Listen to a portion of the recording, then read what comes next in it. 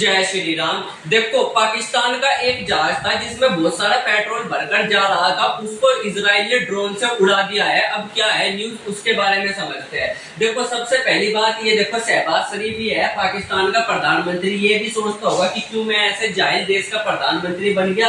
इसको हर जगह जा करके दूसरे लोगों के सामने रोना पड़ता है। अब ये जा करके किसके सामने, सऊदी अरब के शेख के सामने जाकर रो रहा था कि हमें इंडिया से बचा लो, हमारे साथ मित्रता कर लो, हमें दोस्त बना लो।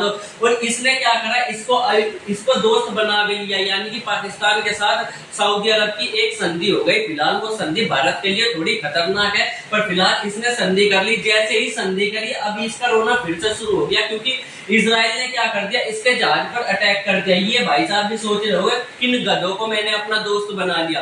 अब देखो, इजराइल ने अटैक क्यों किया उसके बारे में समझो। तो यहाँ पर जो आप देख रहे होंगे, ये है यमन। ये क्या है, यमन मैप में यमन है। यमन में इस जगह पर क्या है, हुतीज आतंकवादियों को कब्जा है। यहाँ पर जो देखेंगे RAS ईसा मैरीन टर्मिनल, ये यहाँ पर क्या है, हुती आतंकवादी, मतलब एक तरीके की आतंकवादी है, इस्लामिक आतंकवादी ही है, जो क्या करते रहते हैं, इजराइल के कट्टर दुश्मन है। इजराइल के कट्टर दुश्मन है, तो कट्टर दुश्मन इजराइल के हुतीज है, और इसीलिए इजराइल जो है इनसे हुतीज से खपा रहता है। और इजराइल यहाँ पे टाइम अनुसार क्या करता रहता है, बम मारता रहता है। अब यहाँ पर जो ये पोर्ट है RAS ईसा पोर्ट, यहाँ पर जो पाकिस्तान का एक जहाज खड़ा था जिसमें बहुत सारा पेट्रोल भरा हुआ था। ये देखो, ये है वो जहाज जिसमें पेट्रोल भरा हुआ था। अब इस पर क्या करा, इजराइल ने ड्रोन अटैक कर दिया। ये वाला वो ड्रोन था जिसके माध्यम से इजराइल ने अटैक किया है। अब इस ड्रोन की खास बात यह है कि इस ड्रोन को सुसाइड ड्रोन भी कहा जाता है। ड्रोन क्या काम करता है, ड्रोन में कोई भी आदमी नहीं बैठता।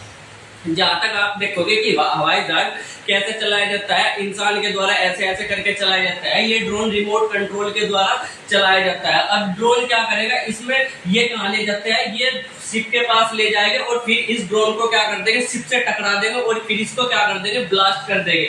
इसी तरीके से आने वाले समय में जितने भी युद्ध हो गए ना, आदमी नहीं करेंगे, सारी की सारी मशीन, ड्रोन, ऐसी चीजों से ही युद्ध करा जाएगा। और भारत की सबसे खतरनाक बात यह है कि भारत अभी ड्रोन के मामले में बहुत पीछे है, पर आने वाले समय में भारत ड्रोन के मामले में भी बहुत जल्दी काम करने वाला है। तो ठीक है, यहाँ पर इजराइल के पास बहुत भयानक ड्रोन है। भारत को भी समझना चाहिए कि आने वाले समय में ड्रोन की बहुत ज्यादा जरूरत पड़ने वाली है, तो ड्रोन की जरूरत पड़ेगी। तो ड्रोन यहाँ पर आएगा और इसमें क्या करा, इससे टकराएगा और इसको उड़ा देगा। अब जैसे ही ये शिप उड़ाई, तो यहाँ पर जो काम करने वाले कर्मचारी थे, इन्होंने देखा कि शिप में क्या हो गई, आग लगी हुई है। तो इनको बुझाने के लिए आग को ये गए, और इस आग को बुझाई। लगभग 24 लोग थे पाकिस्तान के, और 2 लोग थे श्रीलंका के, 1 लोग था नेपाली। तो ये 27 आदमी थे। और हुतीज जो यहाँ पर जिसका कंट्रोल है, यहाँ पर देखो ईरान में इस जगह पर किसका कंट्रोल है, हुतीज का कंट्रोल है। इन्होंने क्या कर लिया, इसके जो पाकिस्तान के जो ये लोग थे, इनको बंदी बना लिया।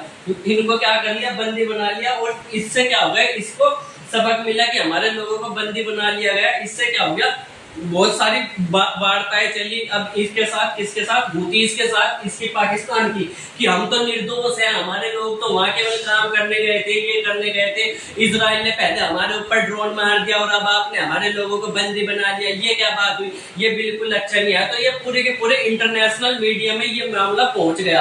अब ये क्या चाल थी, हुतीज ने इनको बंदी क्यों बनाया। देखो, हुतीज की डायरेक्ट पाकिस्तान के साथ कोई भी दुश्मनी नहीं है, ठीक है, इजराइल के साथ है हुतीज की दुश्मनी। इजराइल क्या करता रहता है, यहाँ पर हुतीज पे, इन पे बम मारता रहता है। इसी वजह से यहाँ पर इसने भी डायरेक्ट इस पर बम मारा था, यहाँ पर शिप से। तो जाहिर सी बात है, पाकिस्तान की शिप थी, इसलिए इजराइल ने बम नहीं मारा। इजराइल ने क्यों बम मारा यहाँ पर, क्योंकि ये जगह हुतीज का कब्जा है इस पोर्ट पर, ठीक है। और इजराइल नहीं चाहता कि यहाँ पर कोई भी आकर के शिप रुके, कोई भी बड़े बड़े जहाज आकर के रुके, क्योंकि वो बिल्कुल भी हुतीज को पसंद नहीं करता इजराइल। और ये जहाज तो क्या था, तेल से भरा हुआ था, तो ये तो वैसे ही इजराइल को बिल्कुल भी पसंद नहीं आना था, क्योंकि इजराइल चाहता है हुतीज की पूरी तेल की सप्लाई रोक दी जाए, जिससे वो अपाहिज हो जाए हुतीज। तो इसलिए मारा था ये जो ड्रोन है, ये हमला इजराइल ने इसलिए करवाया, ना कि इसलिए क्योंकि ये पाकिस्तान का जहाज था। हालांकि ये कि कुछ भी गा सकते हैं। अब जो हुतीज ने इन पर कब्जा किया है, हुतीज ने इन लोगों को बंदी बनाया, ये क्यों बनाया गया था, क्योंकि ये इंटरनेशनल मीडिया में ये दिखाना चाह रहे थे, क्या लोग, ये इंटरनेशनल मीडिया में जो हुतीज है, आतंकवादी संगठन है, वो ये दिखाना चाह रहा था कि पाकिस्तान या पाकिस्तान या इजराइल हमला करता है आने वाले लोगों पर, कौन हमला करता है? इजराइल यहाँ पर आने वाले जितने भी सिपत्ते हैं उस पर हमला करता है, और ये चीज ये इंटरनेशनल मीडिया में उठाना चाहता था।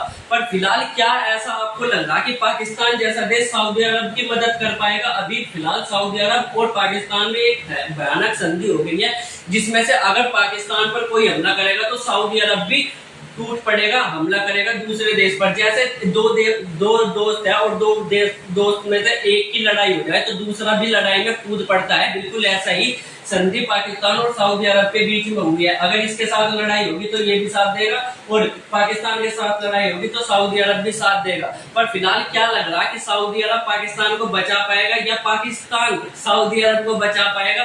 कमेंट करके जरूर बताना। मिलेगा अगली वीडियो में, तब तक के लिए बाय बाय।